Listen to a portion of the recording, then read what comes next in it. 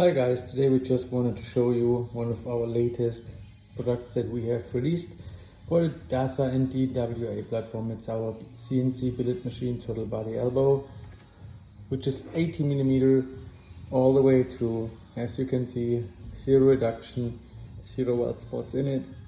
It's just 80mm straight, pure flow in front of the throttle body compared to the stock elbow, as you can see here, which has massive reduction in airflow in front of the throttle body. You can see it from that perspective pretty good. It has very much restrictions inside, a lot of angles in there, so it's absolutely zero comparison. If you put them side by side, you can directly see 80mm all the way versus maybe 65 touchdown to at its weakest point 50mm. It's a massive difference in airflow here.